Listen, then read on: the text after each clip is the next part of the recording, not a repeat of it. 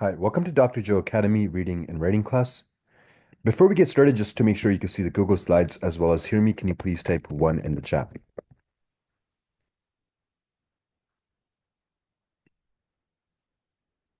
Okay, great. And let me go ahead and send in the link so both of you can join into the slides.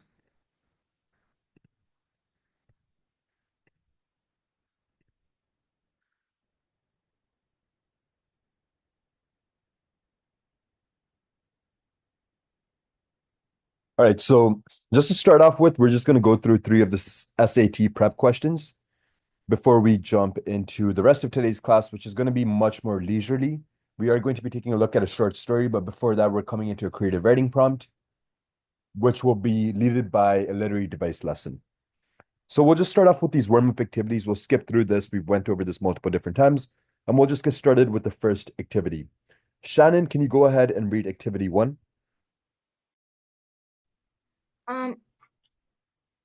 Um, Eating a balanced diet is crucial for maintaining good health. Fruits and vegetables provide essential vitamins and minerals, while proteins support muscle repair and growth. Whole grains are a good source of fiber, which aids digestion. However, many people consume too much sugar and saturated fat, which can lead to health problems such as obesity and heart disease. Nutritionists recommend moderating unhealthy foods and focusing on nutrient-dense options to promote overall well-being. 1. What is the primary purpose of the passage? 2. Why does the author mention fruits and vegetables? Um, 3. Based on the passage, which of the following is most likely true? Okay, great. And before we get started, Dora, I also noticed that you joined in as well. I sent in the link for the slides. And before we get started, does anyone have any questions about activity 1? All right, the time right now is 8:02. We'll work on this until approximately 8:07.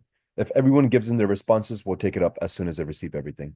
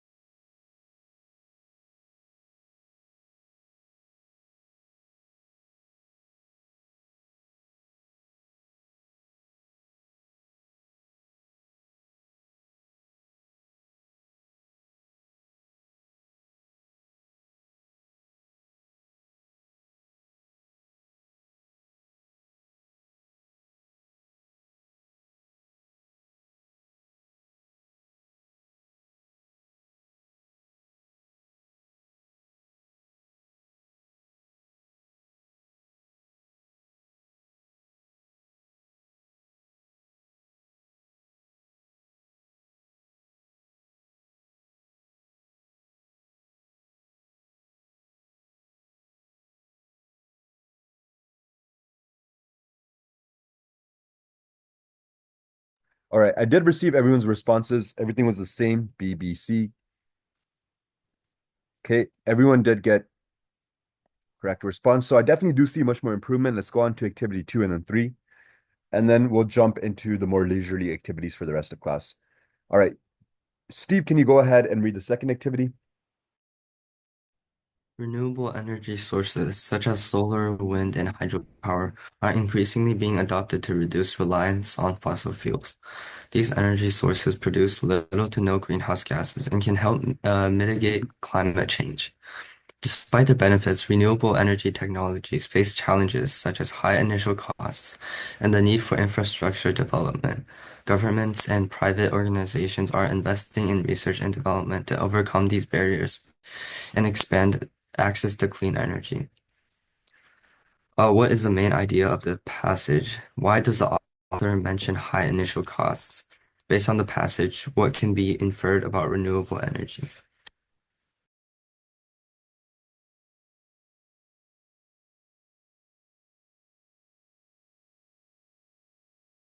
Okay, and before we get started with activity 2, does anyone have any questions? All right, the time right now is 8:05. We'll work on this until 8:10. If anyone has any questions, feel free to ask me at any point.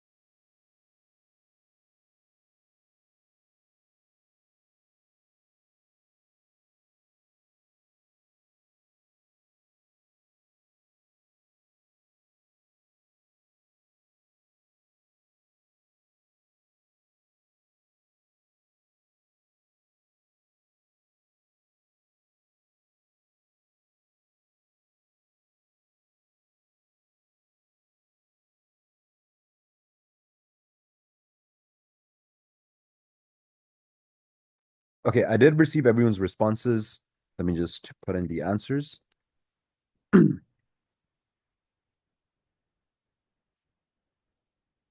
right, so the correct answer for the second question would in fact be A. So let me just make the correction for why so.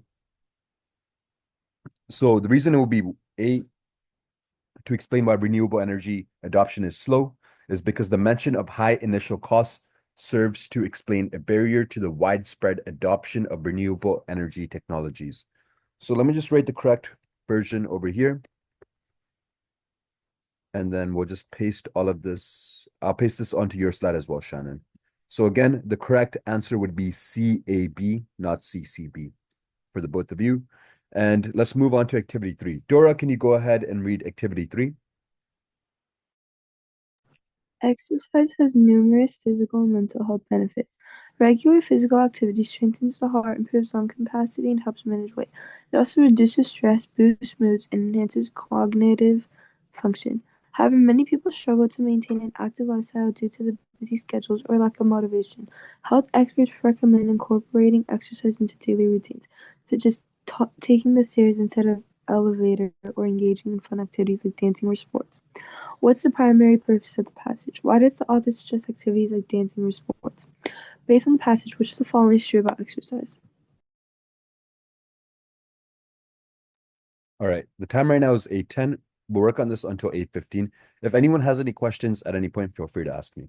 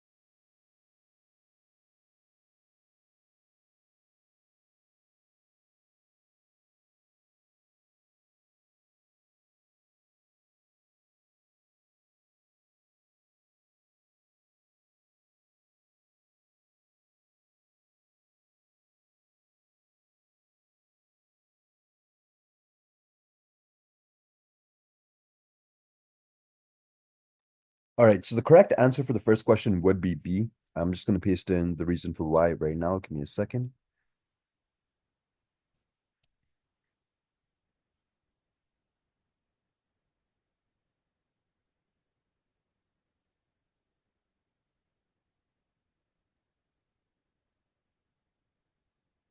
All right, so the answer would be B, to suggest fun ways to stay active. The explanation, the mention of dancing in sports highlights enjoyable and accessible ways to make exercise part of a routine. All right, so that brings us to the end of the SAT prep activities. We're going to be taking a look at this literary device known as allegory. So what is allegory? Types of allegory in writing and 5 tips on using allegory in writing. Allegory is a literary device used to express large, complex ideas in an approachable manner. Allegory allows writers to create some distance between themselves and the issues when they are discussing, especially when those issues are strong critiques of political or societal realities. What is an allegory? The word allegory comes from the Latin word allegoria, meaning speaking to imply something else. An allegory is a simple story that represents a larger point about society or human nature, whose different characters may represent real life figures. Sometimes situations in the story may echo stories from history or modern day life without ever explicitly stating this connection. Allegories are simply metaphors in that both illustrate an idea by making a comparison to something else. However, allegories are complete stories with characters, while metaphors are brief figures of speech. Okay, and Steve, can you go ahead and read this slide?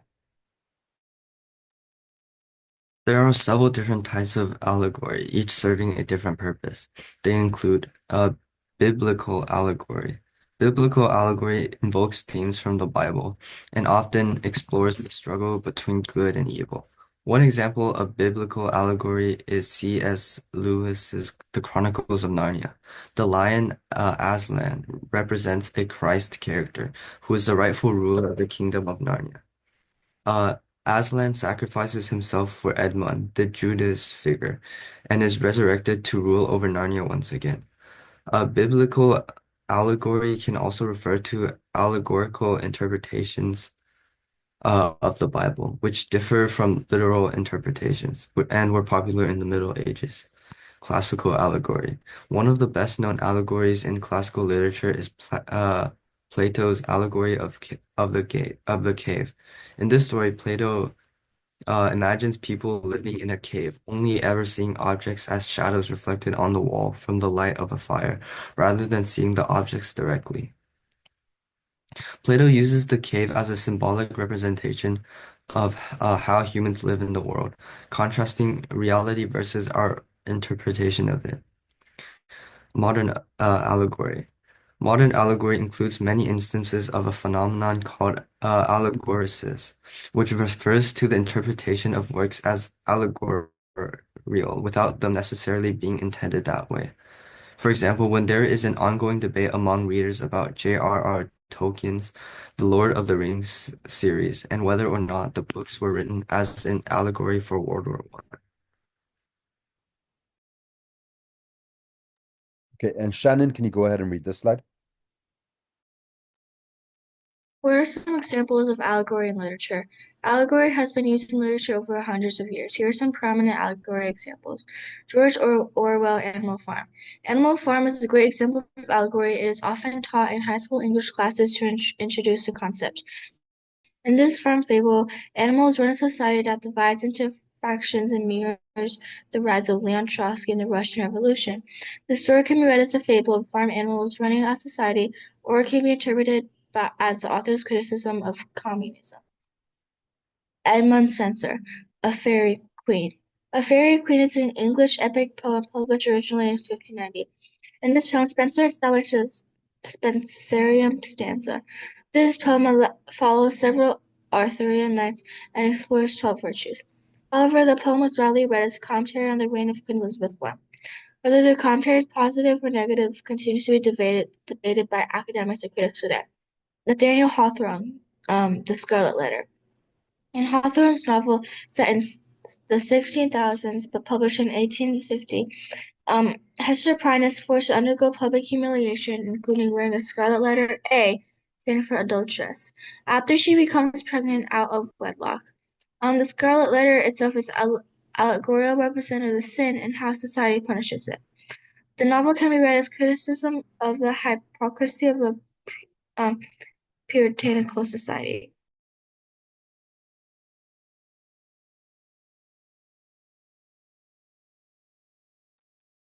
Okay, and Dora, can you go ahead and read this slide? 5 tips for using allegory in writing. 1. Think of an important idea you want to share with your reader. It should be something large and complex and something that relates to the society you live in on a large scale. Once you decided on a topic, plan out your allegory. Think about how you will translate these real-world ideas into fictional scenes and characters. Carefully assign characters. Animals are common, as in Aesop's fables and Animal Farm. There is no rule about what sort of characters to use. Whatever you choose, remember that your audience will be trying to figure out who each character represents in real life, so try not to confuse them with unrelated characters whose purpose is not clear. Be sure to let your reader know how to read between the lines. You will need to leave clues without over-explaining your message. Don't be so subtle that the readers will miss the point of the allegory. The surface story must stand on its own. While the underlying message can be a bit abstract, this isn't an essay or speech. The top layer must still make sense and be intriguing in its own. Okay, so this brings us into the creative writing prompt. The prompt is very, very specific, so it allows us to just start writing right away instead of spending time brainstorming.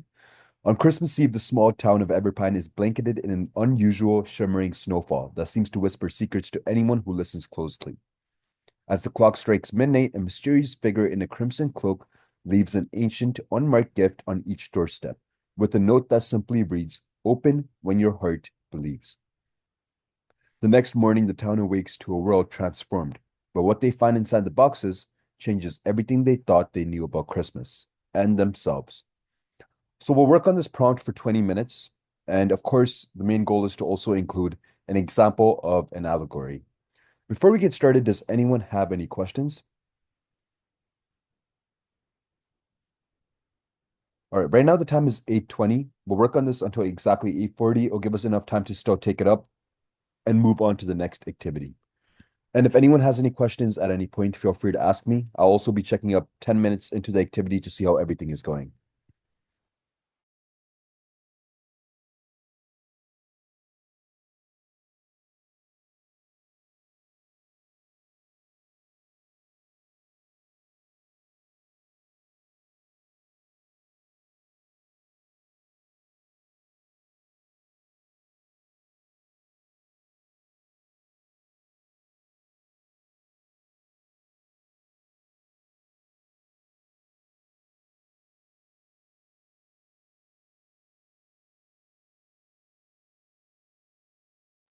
I have a question.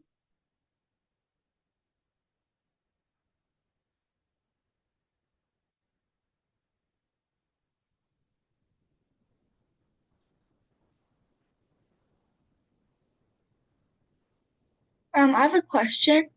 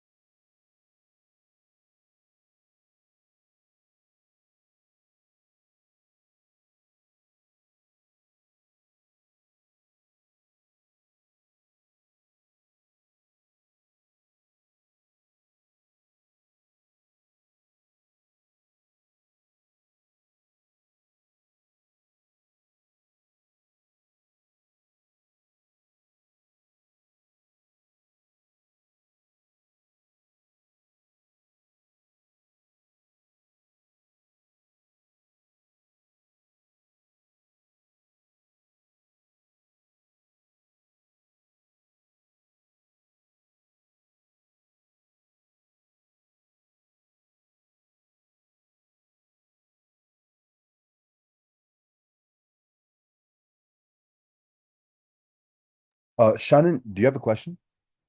Yeah. Yeah, can you go ahead? So basically, I don't like quite understand what we're doing. Are we like rewriting this like prompt like as a story, including the allegory? Like the allegory is something you have to include within the story. You don't have to rewrite this prompt, but rather consider this to be the starting point of your story. So you're kind of given all of this information and you start your story from this point onwards. Even if you want to include maybe one paragraph to kind of give some type of lead into the setting of the story, that would be fine. But the main goal is to start the story from where it kind of ends off in this prompt. Okay. Okay, yeah, great. Yeah, thanks. No worries.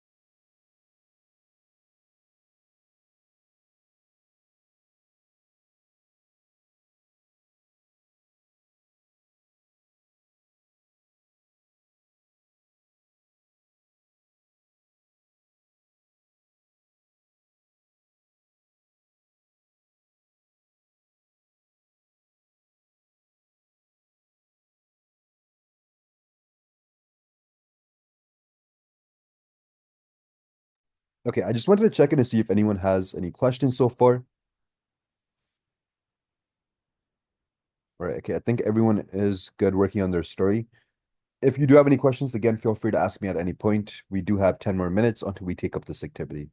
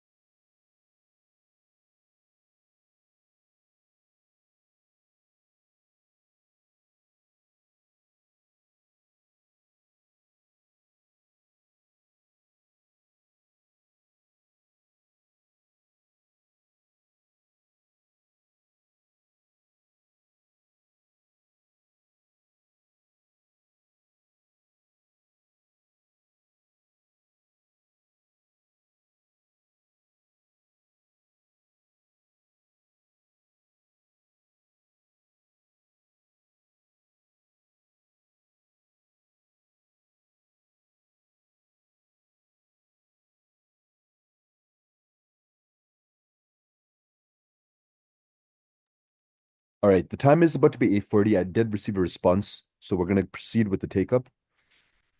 Everyone else, please make sure you're finishing up with your responses, finishing your last sentences, and sending it into the chat or pasting it onto the slides.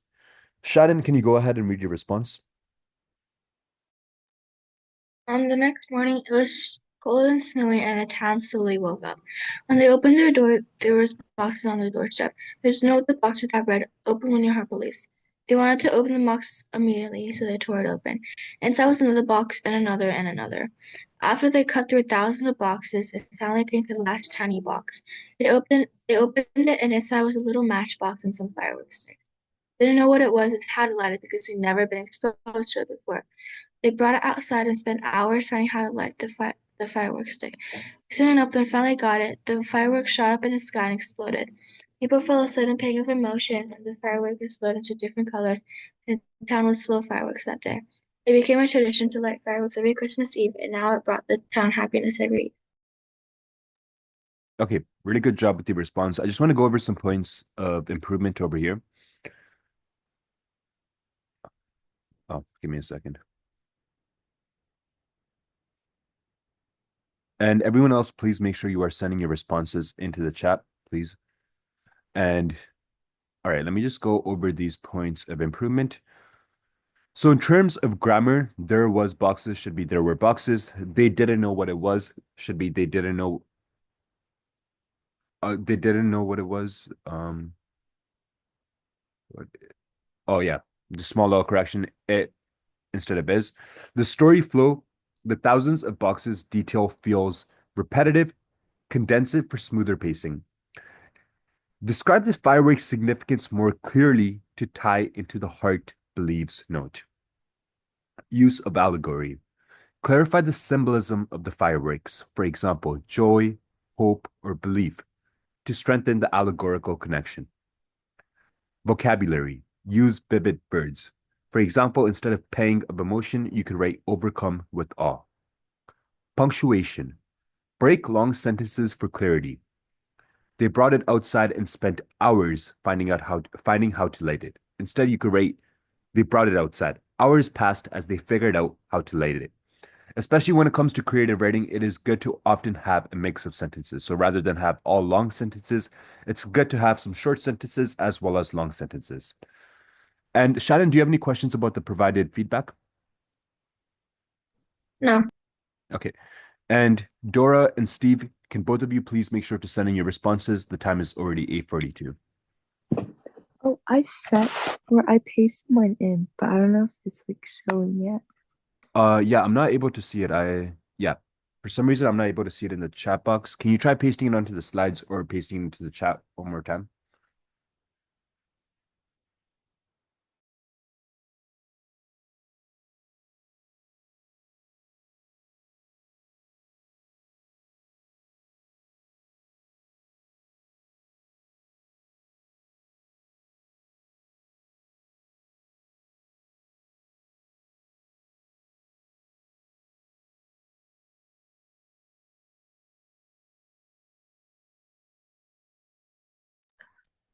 I can't send it into the chat because I think it's too long. Oh, okay. In that case, do you want to just split it up into two and then you could just send it into the chat? Okay, yeah.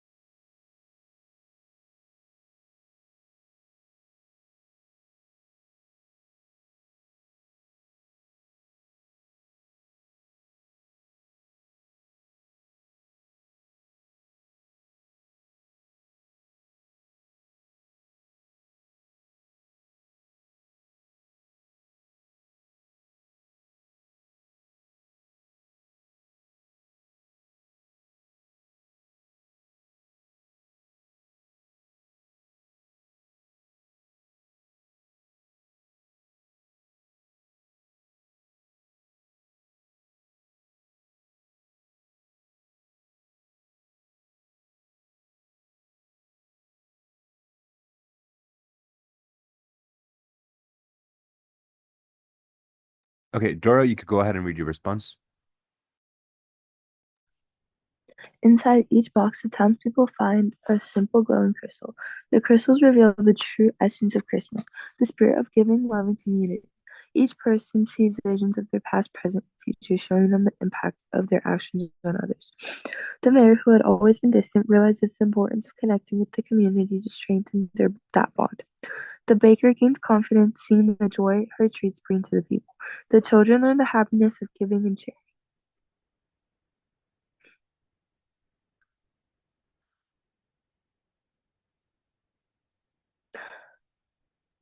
As the day progresses, the townspeople act on their revelations.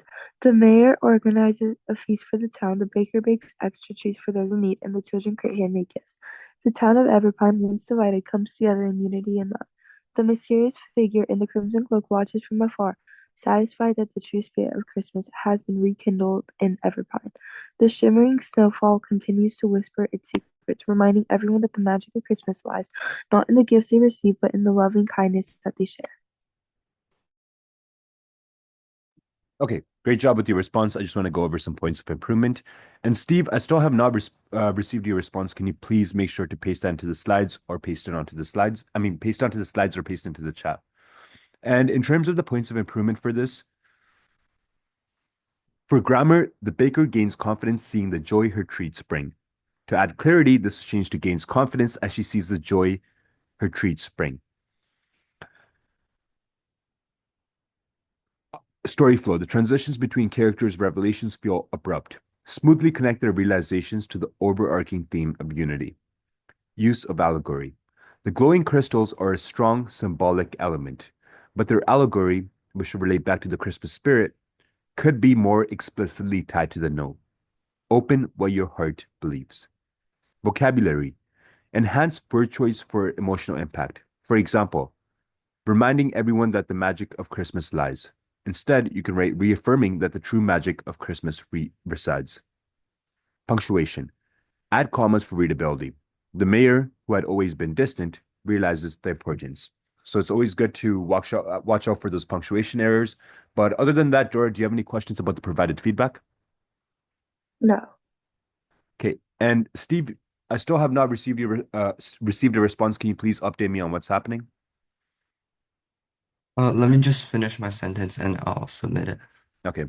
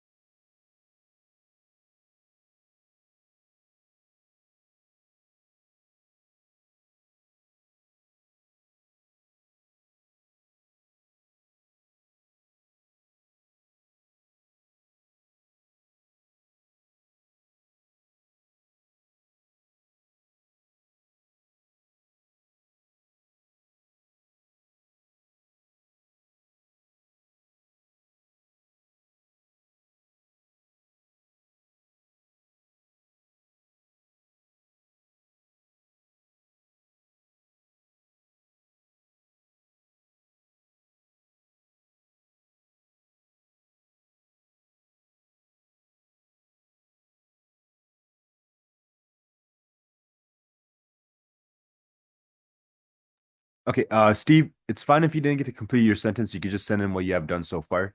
The time is 8:48. It's important that we do move on to the next activity. And I am going to start off by sending in the link over here. This is to a PDF to the short story we're taking a look at. And okay, honestly, I'm just going to go ahead and share my screen there. Steve, we'll come back to your story after on, but we'll go ahead and proceed with reading the short story just to make sure we have enough time to address the questions. And then once we have more time later on, we'll come back to your response as well. Okay, or actually, I just received it in the chat. We'll just quickly go over this and then we'll get into the story. But I did send the link into the chat so everyone can use that to access the PDF document. We'll come into the story right after we take this up. Okay, Steve, can you go ahead and read your response? I thought I heard something strange last night. It could have been one of those pesky ravens fluttering outside the windows, or a squirrel scurrying back into the warmth of the cozy nest. But now that I think about it, it was probably something else. or rather someone else, because right on my doorstep sat a present wrapped in bright red. Curiously, every doorstep had the exact same present. I bent down and picked up a note that was taped on the present. It read, "Open when your heart believes." At this point, the town was waking up, and commotion could be heard. Adults questioning how this present had suddenly materialized at the doorsteps of each house, and ecstatic children who wanted to do nothing but open the mysterious present. Wary at first, the adults gave in to their children's excitement and let them open the gift. And seeing this, I joined in as well. I took my present into my house and sat down, just looking at it for a while.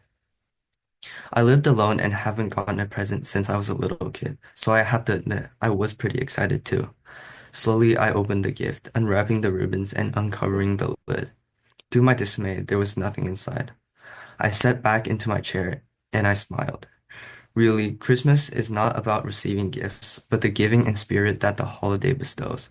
Yes, the surprise and laughter of the children, seeing people happy when they receive a gift is all that matters. Okay, really good job with the response. I definitely do like the imagery, especially at the start as well. I just want to go over some points of improvement. All right, so in terms of grammar, it was probably something else. A note that was tapped should be taped.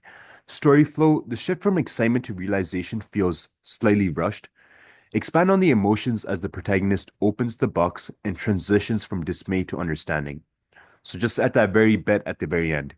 Use of allegory. The empty box is a subtle allegory for the intangible gifts of joy and kindness. Strengthen this by explicitly tying it to the note's message. Open when your heart believes. Vocabulary. Replace. Replace simpler phrases for more vivid ones. For example, sat back into my chair and smiled can be leaned back into my chair with a quiet smile. Punctuation. Add commas for a smoother readability. So for this sentence, for example, it should read out, adults questioning how this present had suddenly materialized at the doorsteps of each house, and ecstatic children who want to do nothing but open the mysterious present. And Steve, do you have any questions about the provided feedback? No. All right, okay. We'll move on to the short story. Let me just go ahead and share my screen. Give me a second.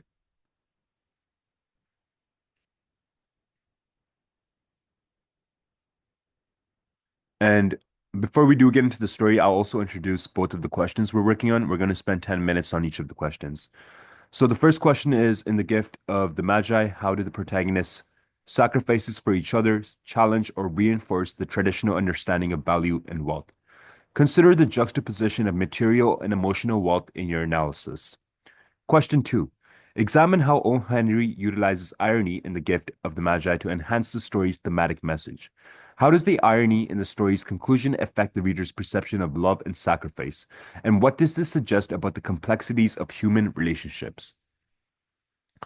All right, let me go ahead and share the screen. Give me a second.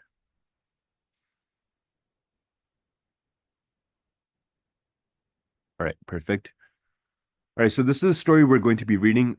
I guess we'll split it up page by page. If it does go into the next part of the page, please make sure you finish off the sentence that leads into the next page. So, for example, over here, you would read up until valuable.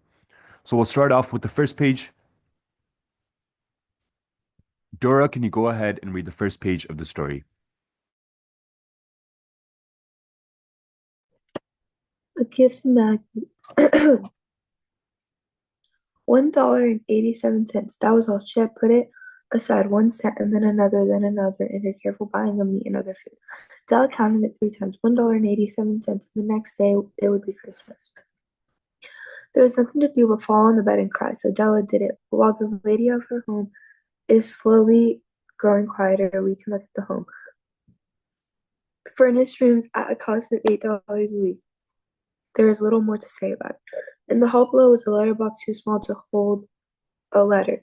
There was an electric bell, but it couldn't make a sound. There was a name beside the door, Mr. James Dillingham Young. Okay, and Shannon, can you go ahead and read the next page?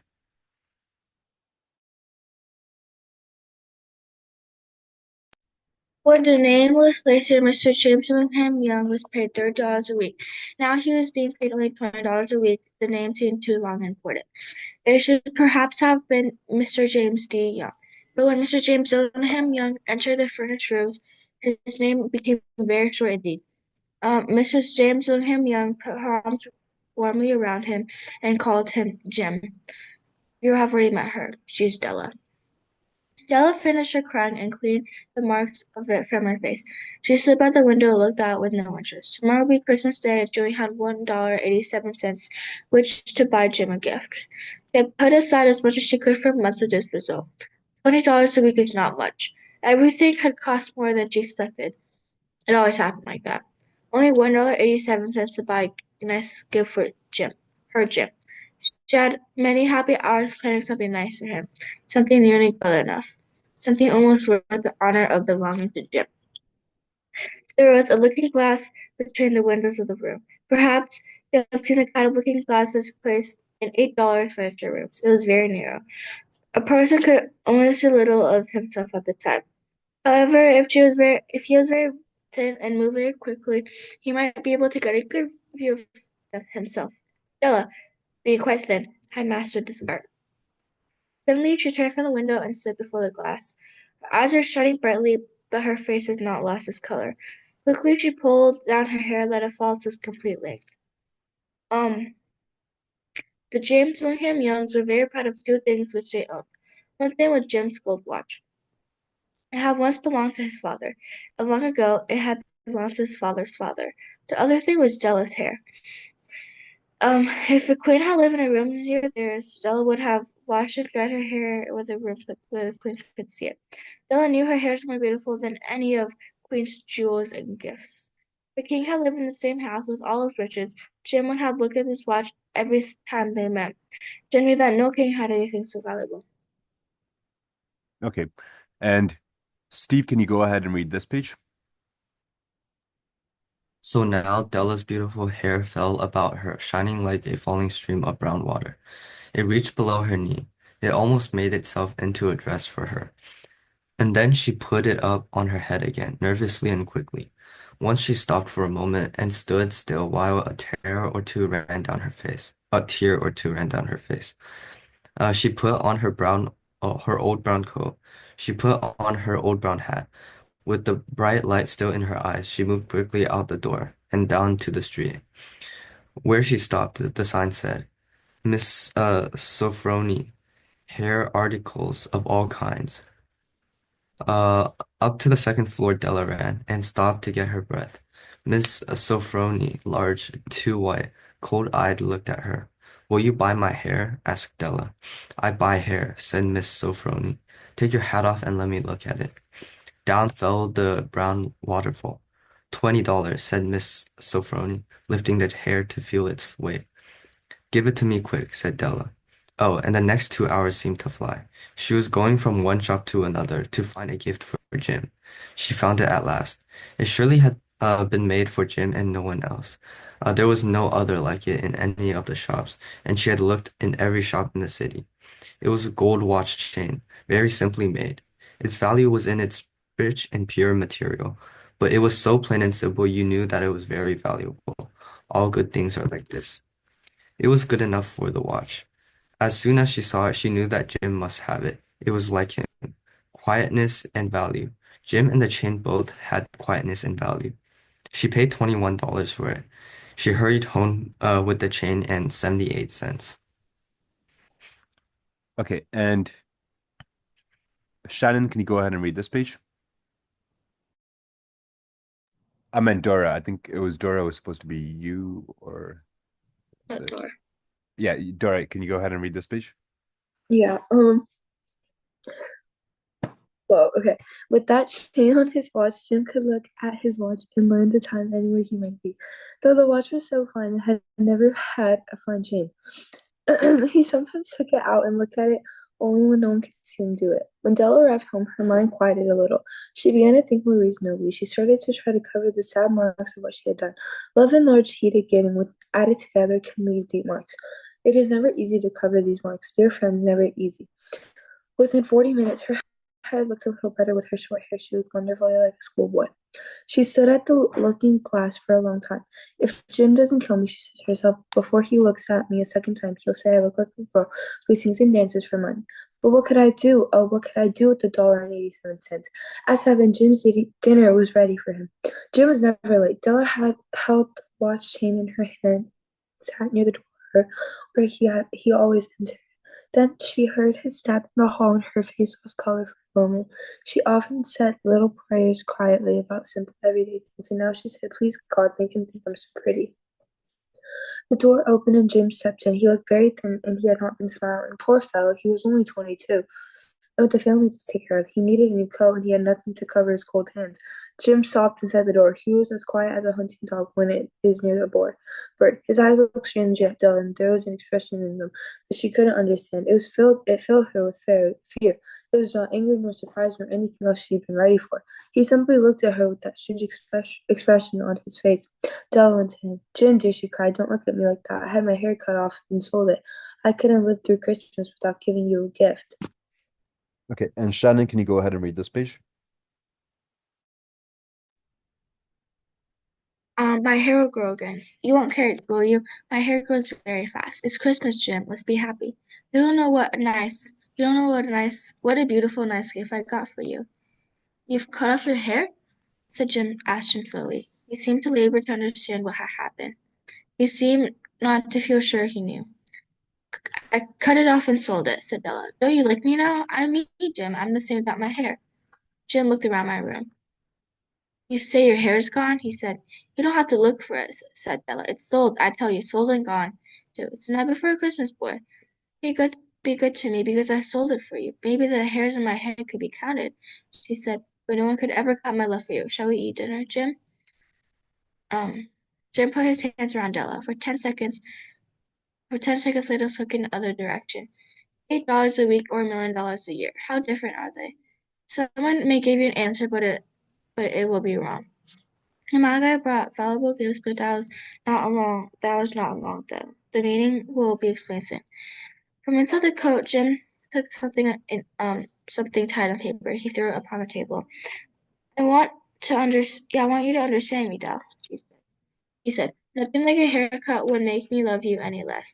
But if I opened that, you may know what I felt when I came in. White fingers pulled out the paper. Then a cry of joy and a change. For there lay the combs. The combs that Della had seen in the shop window that loved for a long time. Beautiful combs with jewels, perfect for her beautiful hair. She had known they cost too much for her to buy them. She had looked at them without the least hope of owning them, and now they were hers, but her hair was gone. But she held them to her heart, and at last she was able to look up and say, "My hair grows so fast, Jim." Okay, and Steve, can you go ahead and read the last page? And then she jumped up and cried, "Oh, oh." Jim had not seen this beautiful gift. She held it out to him in her open hand. The gold seemed to shine softly as if it were as if with her own warmth and loving spirit.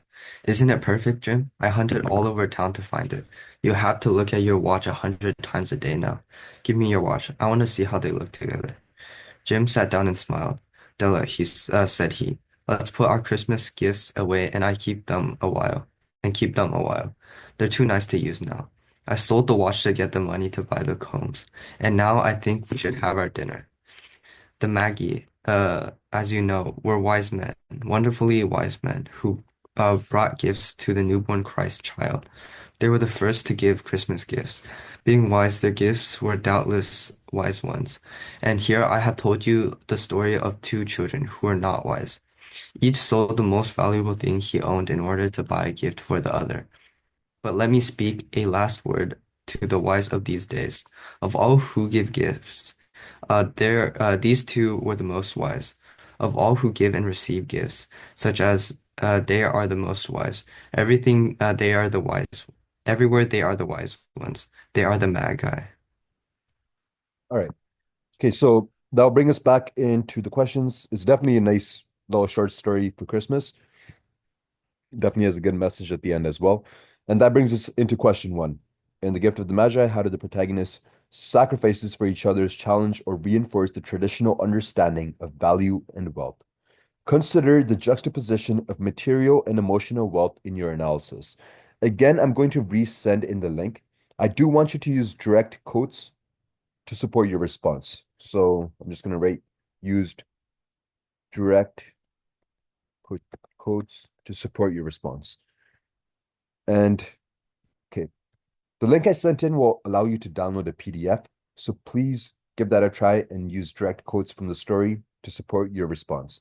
Before we get started, does anyone have any questions? Okay, right now the time is 9:05. We'll work on this until 9:15. We'll take up the next activity and then we'll move on to the second question.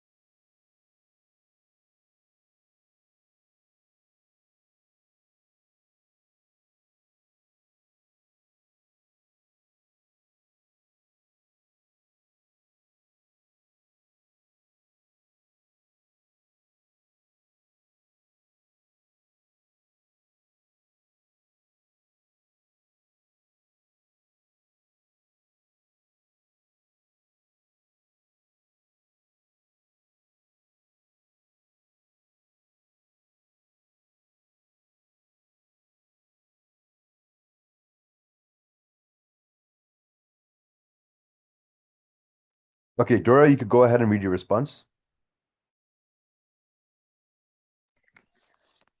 In The Gift of the Magi, Jim and Della sacrifices challenges traditional view of love by showing that true love and emotional relations is far more valuable than object possessions. When Della sells her hair for a chain for Jim's watch and he sells his watch for combs for Della's hair, it highlights the irony that the gifts they made sacrifices for are now useless. O. Henry writes, "Let it be said that of all who give gifts, these two were the wisest," emphasizing that their selfless love is the true wealth, which reinforces that emotional connections outweigh material value.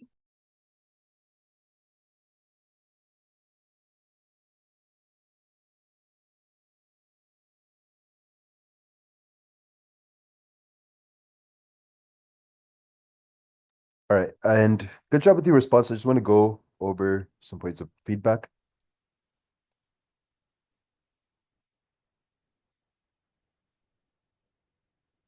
Just give me 1 second.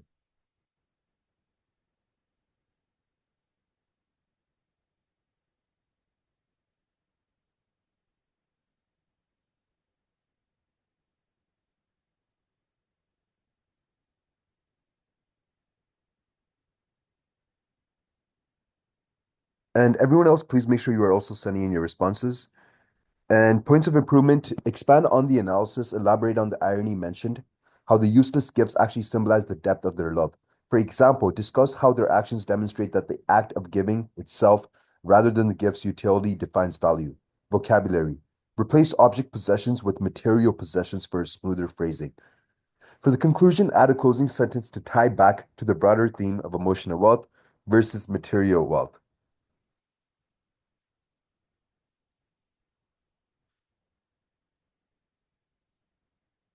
And okay, I don't know why there's two slides over here. Just get rid of the other one.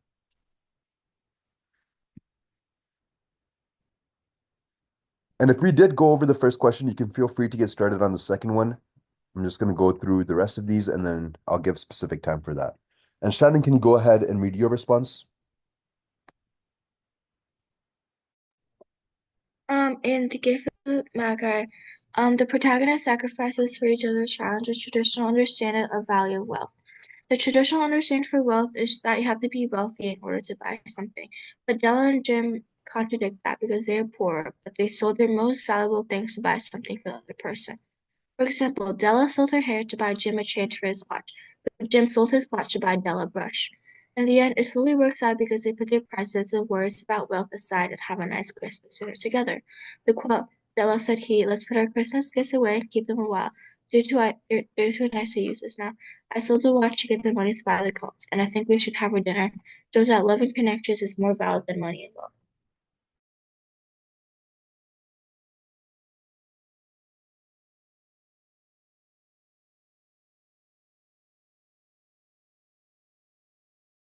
Okay, great. Great job. Let me just paste in some points of improvement.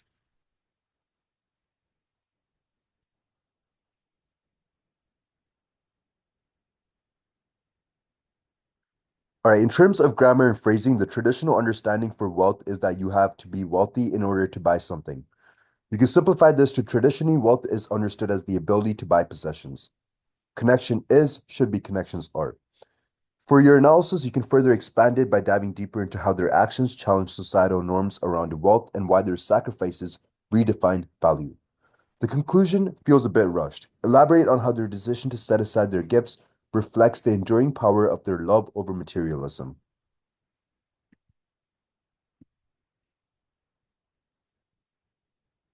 And Steve, I'm still waiting for your response. Please make sure you send that in.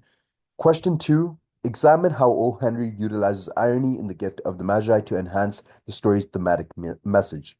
How does the irony in the story's conclusion affect the reader's perception of love and sacrifice?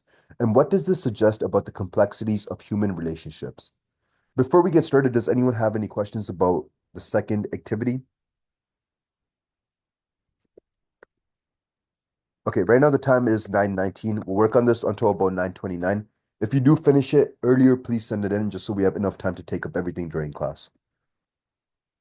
And Steve, I'm still waiting on your response for question 1. As soon as I receive that, we'll take that up as well.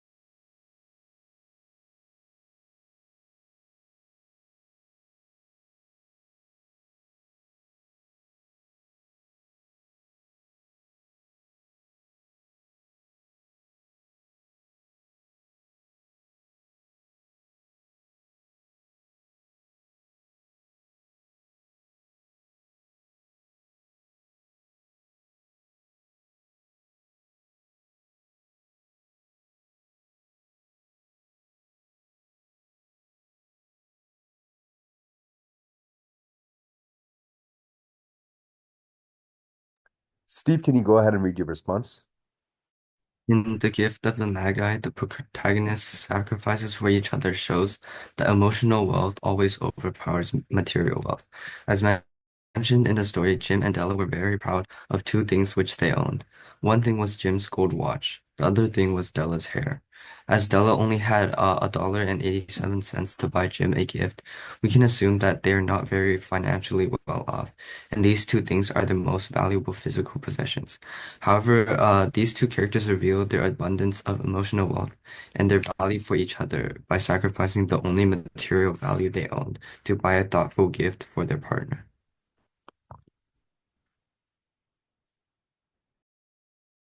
Okay, good job with your response. I just want to go over some points of improvement.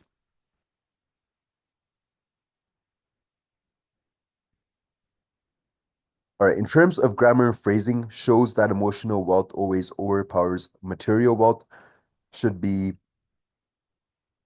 demonstrates for a more formal tone. We can assume that they are not very financially well off. Can be simplified. It is clear that they are not financially well off. You can also expand your analysis further by elaborating on how their sacrifices redefine value and why emotional wealth is portrayed as superior. And for the conclusion, you can add a closing sentence to connect the analysis back to the story's broader message about love and sacrifice. Okay, and Steve, you can also continue working on the second question. Everyone, as mentioned, try your best to give in your responses as soon as possible, just to make sure I do give you feedback for your responses, and then we'll go over the homework, the next two activities, which are also being assigned for homework, and the writing assignment.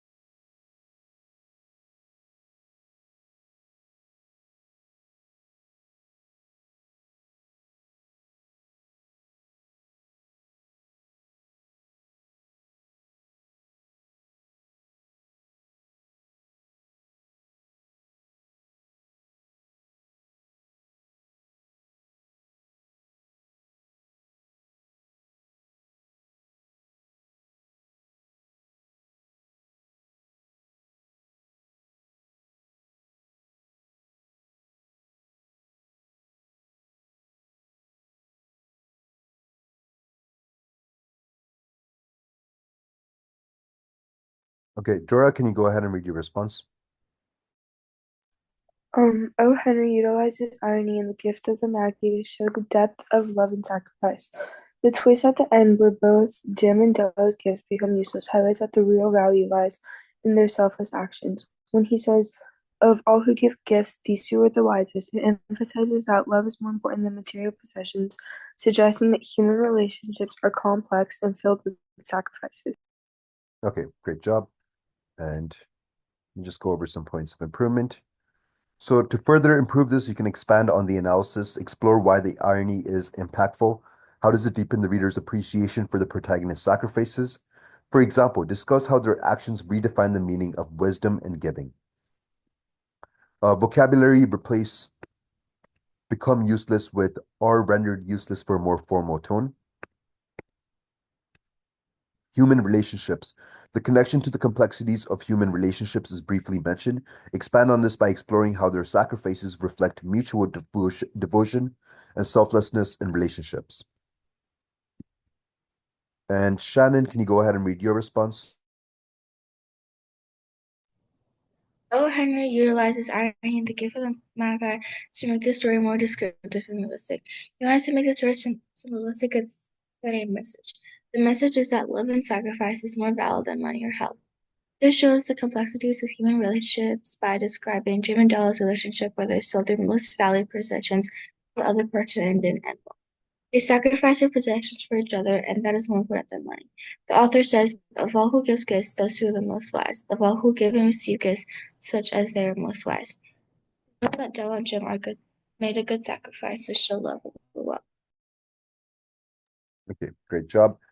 And just go over some points of improvement.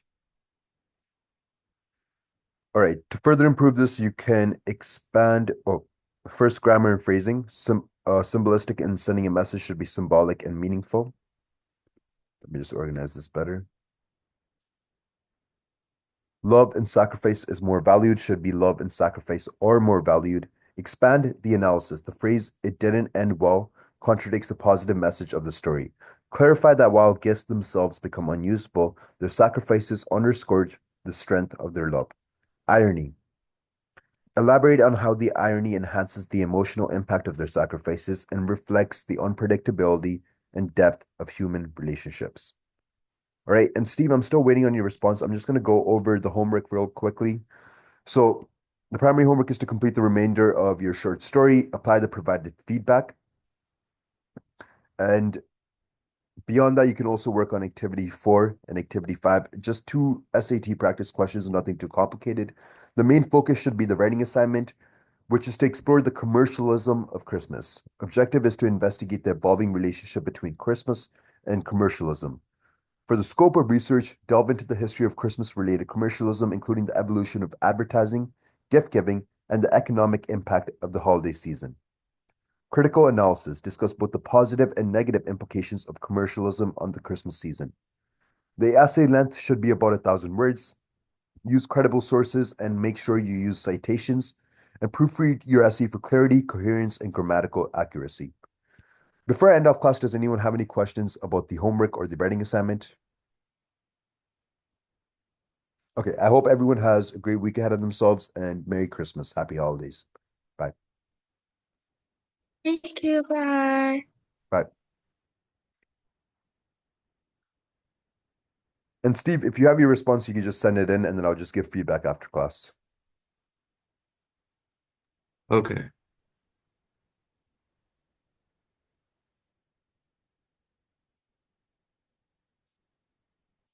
I'll just put it on the slides when I'm done.